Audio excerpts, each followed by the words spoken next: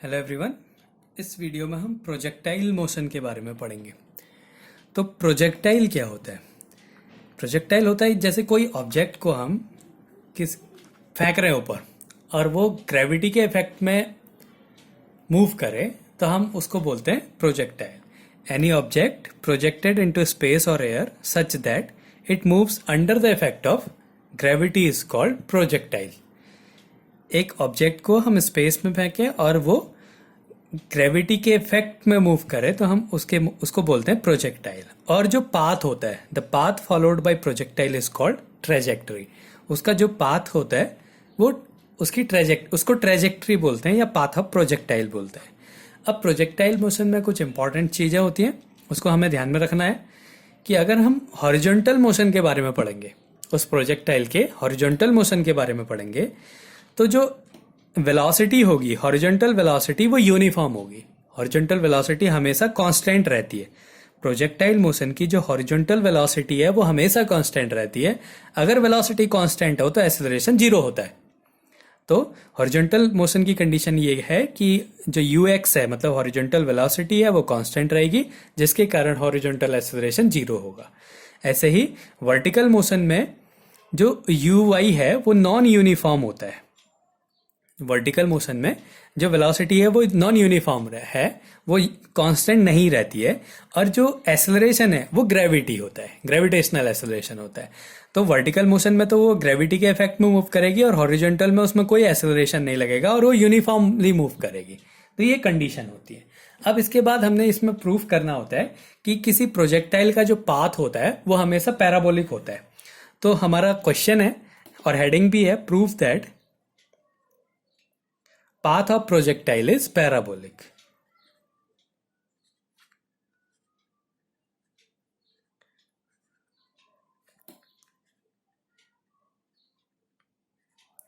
इसमें हमने ये प्रूफ करना है कि किसी प्रोजेक्टाइल का जो पाथ होता है वो पैराबोलिक होता है। तो अब हमने इसको प्रूफ करना है, तो हम कंडीशन लेते हैं।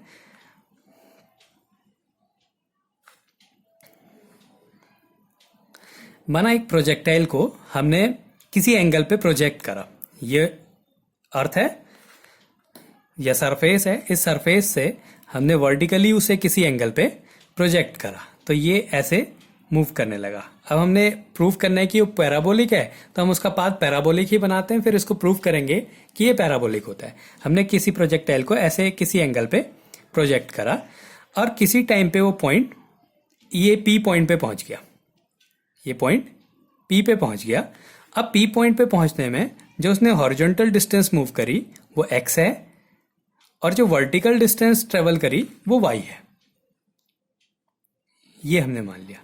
ये इसको x एक्सिस मान लेते हैं और इसको y एक्सिस मान लेते हैं। तो ये कंडीशन है। यहाँ पे इसकी वेलोसिटी u है। अब यहाँ पे जो पार्टिकल है वो हॉरिजॉन्टल से थीटा एंगल बना रहा है, ये x एक्सिस से थीटा एंगल बना रहा है और यहाँ पे ये इसकी वेलोसिटी ले लेते हैं u। तो इसका जो हॉरिजॉन्टल कंपोनेंट है वो होगा ux या u cos थीटा और वर्टिकल कंपोनेंट होगा u sin थीटा। ऐसे तो वैसे ही यहाँ पे भी अगर वो थीटा एंगल बना रहा है, कोई भी एक कंडीशन ले लो, इधर पे ले लो या यहाँ पे ले लो, तो इसका जो हॉरिजॉन्टल कंपोनेंट है ये होगा ux equals to u cos theta. Horizontal हमेशा कॉस में होगा और जो वर्टिकल कंपोनेंट होगा, इसका जो वर्टिकल कंपोनेंट होगा वो होगा uy equals to u sin theta. ये हमने कंडीशन ले रहे हैं हम। अब p पॉइंट पहुंचने में यहाँ पे हो गया ये u cos थीटा और ये हो गया u sin थीटा। अब इसमें जो हॉरिजॉन्टल कंपोनेंट है वेलोसिटी का वो हमेशा u cos थीटा ही रहेगा। ये मतलब सेम रहेगा, हर जगह पे इसकी वैल्यू सेम आएगी। लेकिन जो वर्टिकल कंपोनेंट है वो अलग अलग जगह पे जीरो चेंज होगा। जब मैक्सिमम पोजीशन पे पहुंचेगा तो भी उसका हॉरिजॉन्टल कंपोनेंट यहाँ से ये आगे को तो मूव कर रहा है लेकिन ऊपर नहीं जा रहा है। तो यहाँ पे क्या है, इसका हॉरिजॉन्टल कंपोनेंट जो है वो u cos थीटा ही रहेगा, लेकिन जो वर्टिकल कंपोनेंट है वो जीरो हो जाएगा। यहाँ पे अगर हम इसका वर्टिकल कंपोनेंट लें तो ये क्या हो जाएगा, जीरो हो जाएगा। तो वर्टिकल कंपोनेंट तो चेंज हो रहा है और यहाँ पे ये ग्रेविटी के इफेक्ट में मूव करेगा, लेकिन जो हॉरिजॉन्टल कंपोनेंट है वो चेंज नहीं होगा, वो हमेशा सेम रहेगा और उसकी वैल्यू u cos थीटा होगी। तो अब हम लेते हैं कि माना किसी टाइम पे किसी टाइम t पे इसकी पोजीशन जो है वो p है। तो let at any time t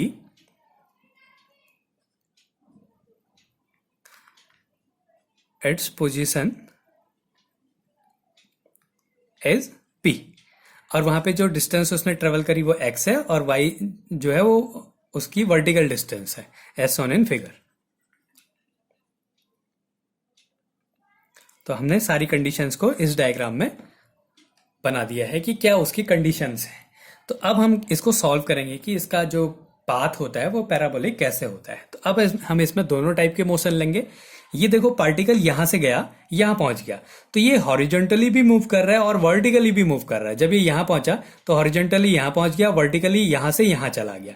जब ये यहां पहुंचा तो हॉरिजॉन्टली इतना आगे चला गया और वर्टिकली इतना ऊपर चला गया। तो इसके दोनों मोशन हो रहे हैं, हॉरिजॉन्टल मोशन भी हो रहा है और वर्टिकल मोशन भी हो रहा है। तो पहले हम लेंगे अलोंग एक्स एक्सिस में या फिर हॉरिजॉन्टल मोशन में। हॉरिजॉन्टल मोशन, अगर हम हॉरिजॉन्टल मोशन की बात करें या अलोंग एक्स एक्सिस की बात करें तो हमें क्या मिलेगा, यू एक्स जो इसकी हॉरिजॉन्टल वेलोसिटी है वो क्या होगी, यू कॉस थीटा।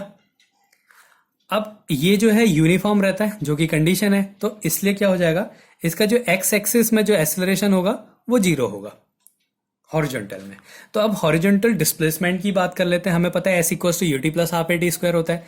तो s x horizontal equals to u t, u horizontal के लिए रहे x t plus half a x t square. ये एक्स का मतलब है हम हॉरिजॉन्टल मोशन के बारे में पढ़ रहे हैं। तो ये हो गया। अब हम वैल्यूज को पुट कर देते हैं। एक्स, एक्स में कितनी डिस्टेंस ट्रेवल कर रहा है, वो एक्स डिस्टेंस ट्रेवल कर रहा है, एक्स डिस्टेंस ट्रेवल कर रहा है। यू एक्स इनिशियल वेलोसिटी क्या है उसकी, यू कॉस थीटा है। तो यू कॉस थीटा, और टाइम लग रहा है टी में, टी टाइम लग रहा है। अब प्लस अगर हम ए एक्स की वैल्यू पुट करते हैं तो ये जीरो हो जाता है। अगर ये जीरो हो जाता है तो ये वाला टर्म पूरा जीरो हो गया, तो x equals to u cos theta into t हो गया। अगर हम यहां से टी की वैल्यू फाइंड करें, टी इक्वल्स टू क्या हो जाएगा, x upon u cos theta. ये एक इक्वेशन बन गई।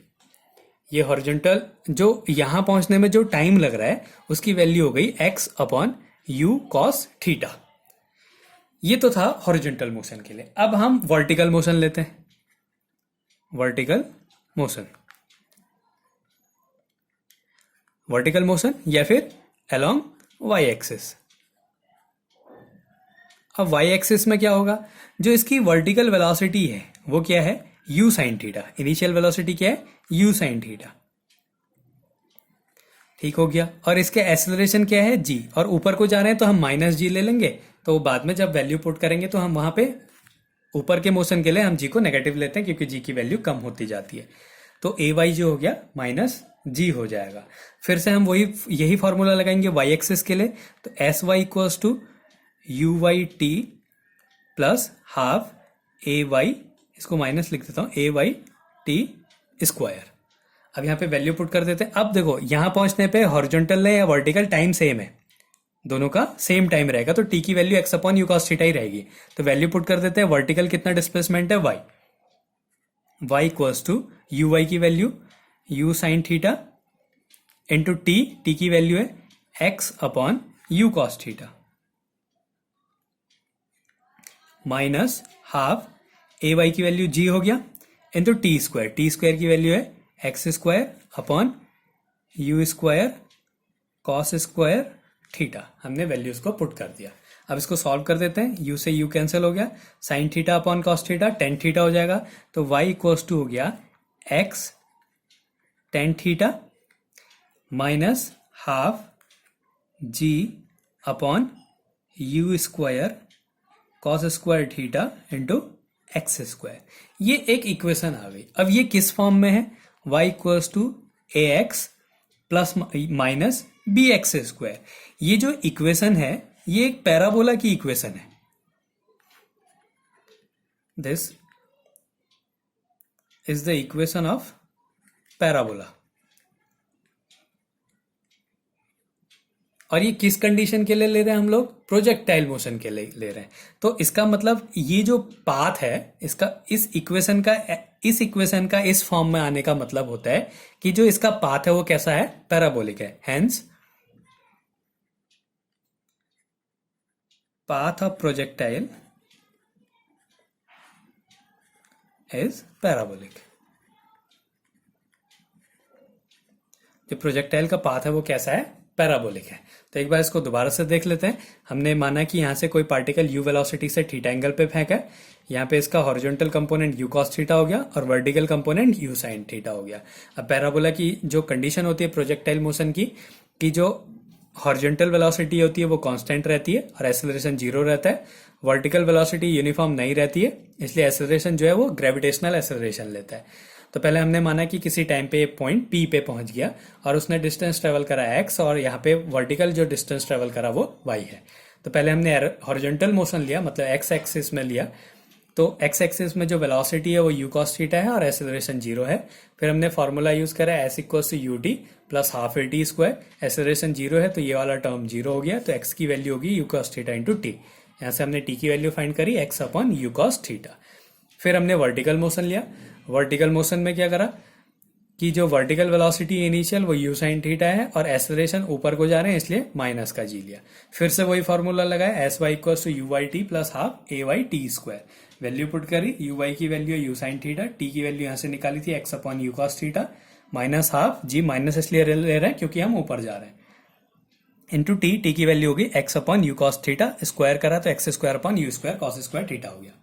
फिर sign theta upon cos theta की जगह 10 रख दिया और इस एक्स स्क्वायर को थोड़ा सा बाहर लिख दिया। तो ये एक इक्वेशन हो गई y equals to ax minus b x square के फॉर्म में। तो ये एक पैराबोला को रिप्रेजेंट करती है, इसलिए इसका जो पाथ है वो कैसा होगा, पैराबोलिक पाथ होगा। अब ये तो हो गया एक केस। अब इसके बाद हमने निकालना पड़ता है कि इसका टाइम ऑफ फ्लाइट क्या है, मतलब जो ये यहां से उड़ के यहां जा रहा है तो यहां से यहां जाने में इसको कितना टाइम लगेगा, उसको बोलेंगे टाइम ऑफ फ्लाइट। फिर हम निकालेंगे कि इसकी मैक्सिमम हाइट, अगर किसी को थीटा एंगल पे फेंके तो वो कितनी हाइट तक जा सकता है, उसकी मैक्सिमम हाइट क्या होगी। फिर मैक्सिमम हाइट निकालेंगे। उसके बाद हम निकालेंगे हॉरिजॉन्टल रेंज कि वो कितना डिस्टेंस ट्रेवल कर सकता है। तो अब हम पहले इसका निकालते हैं कि इसका टाइम ऑफ फ्लाइट क्या है। तो फिर से वही कंडीशन है कि एक प्रोजेक्टाइल है, उस प्रोजेक्टाइल को हमने थीटा एंगल पे प्रोजेक्ट करा। इसको हमने क्या करा, थीटा एंगल पे, ये एंगल थीटा है, इसको प्रोजेक्ट करा। इसका जो वर्टिकल, ये u वेलोसिटी से प्रोजेक्ट कर रहे हैं तो u cos थीटा हो गया x एक्सिस में, ये x एक्सिस हो गई, ये y एक्सिस हो गई और वर्टिकल कंपोनेंट हो गया इसका u sin थीटा। ये जो डिस्टेंस होगी इसको बोलेंगे हम लोग हॉरिजॉन्टल रेंज। यहां से यहां जाने में जो टाइम लगेगा उसको बोलेंगे टाइम ऑफ फ्लाइट, और ये जो डिस्टेंस ट्रेवल करेगा इसको बोलेंगे मैक्सिमम हाइट। तो पहले हम निकालेंगे इसकी टाइम ऑफ फ्लाइट कि कितना टाइम ले रहा है ये। तो पहला है हमारा टाइम ऑफ फ्लाइट।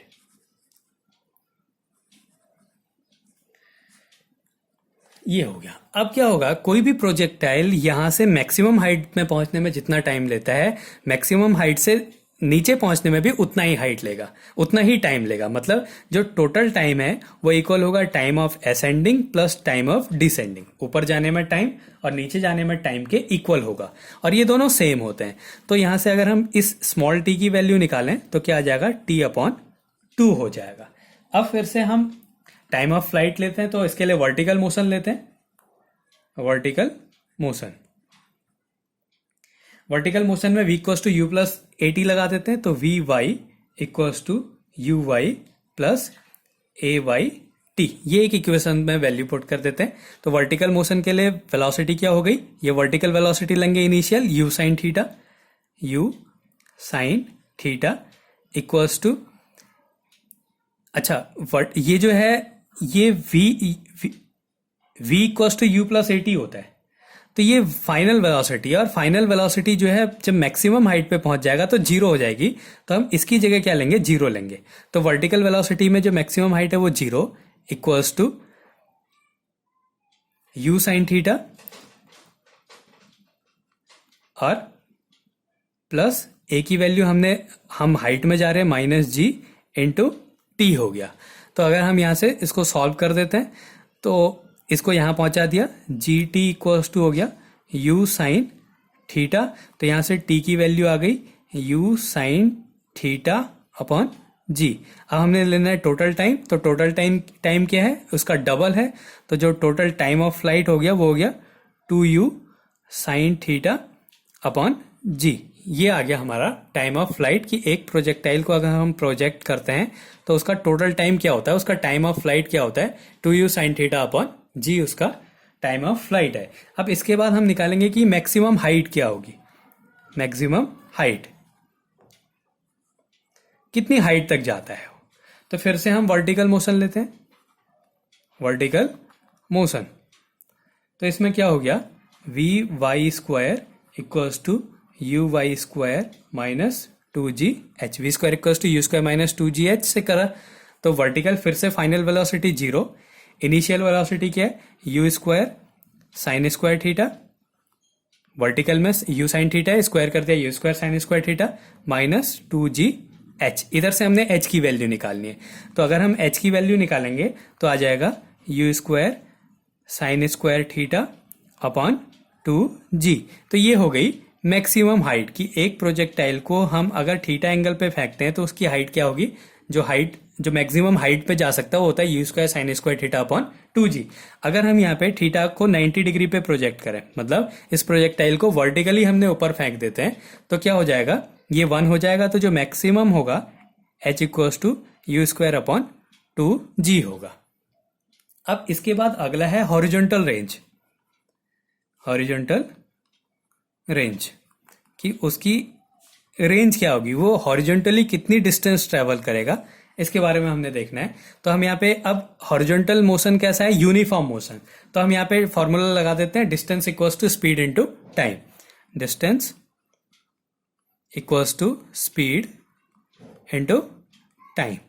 अब स्पीड क्या है, हॉरिजॉन्टल ले रहे तो हॉरिजॉन्टल मोशन लेंगे तो स्पीड हो गई, डिस्टेंस को हम r से रिप्रेजेंट कर रहे हैं, टोटल डिस्टेंस, स्पीड हो गई u cos theta horizontal, u cos theta into time. Time क्या है, यहां से यहां पहुंचने पर टोटल टाइम क्या लग रहा है, 2u साइन थीटा इंटू जी। तो ये हो गया 2u साइन थीटा अपॉन जी, ये हो गई टाइम की वैल्यू। अब इसको सॉल्व कर देते हैं, तो ये हो जाएगा equals to u square 2 sine theta cos theta upon g. तो ये 2 साइन थीटा कॉस थीटा एक फॉर्मूला होता है, इसको ये होता है साइन 2 थीटा का, sine 2 theta equals to 2 sine theta cos theta. ये एक आइडेंटिटी है ट्रिग्नोमेट्री में, तो हम वही यूज करेंगे, 2 साइन थीटा कॉस थीटा की जगह हमने लिख देना है साइन 2 थीटा। तो ये आ गया u square sine 2 theta upon g, r की वैल्यू आ गई u square sine 2 theta upon g. तो ये आ गया मैक्सिमम रेंज की, रेंज कब कितनी मैक्सिमम होगी, तो मैक्सिमम रेंज कब कैसे निकलेगा, हमने फॉर्मूला लगा देना, distance equals to speed into time, time की वैल्यू पुट कर दी, टाइम जो है वो टाइम ऑफ फ्लाइट होगा 2u साइन थीटा अपॉन जी। फिर क्या करना है, इसकी मल्टीप्लाई कर दी, 2 साइन थीटा कॉस थीटा की जगह साइन 2 थीटा रख दिया, तो रेंज की वैल्यू आ गई u square sine 2 theta upon g. अब यहाँ पे ये मैक्सिमम कब हो सकती है, जब साइन 2 थीटा की वैल्यू 1 हो। अगर साइन 2 थीटा की वैल्यू 1 है तो मतलब 2 थीटा इक्वल्स टू कितना होगा, 90 डिग्री होगा, क्योंकि अगर साइन 90 डिग्री है तब 1 होगा, तो 2 थीटा की वैल्यू 90 डिग्री है, तो मतलब थीटा इक्वल्स टू क्या होगा, 45 डिग्री होगा। तो अगर हमें किसी प्रोजेक्टाइल को मैक्सिमम रेंज पे फेंकना है तो हमने उसका जो थीटा एंगल है वो कितना होना चाहिए, 45 डिग्री होना चाहिए। मतलब अगर हम किसी बॉल को 45 डिग्री में थ्रो कर रहे हैं तो क्या होगा, मैक्सिमम रेंज पे जाएगी। तो और मैक्सिमम रेंज की वैल्यू क्या होगी, r max equals to u square upon g. तो इस तरीके से हम किसी प्रोजेक्टाइल का time of flight, maximum height और हॉरिजॉन्टल रेंज को फाइंड कर सकते हैं।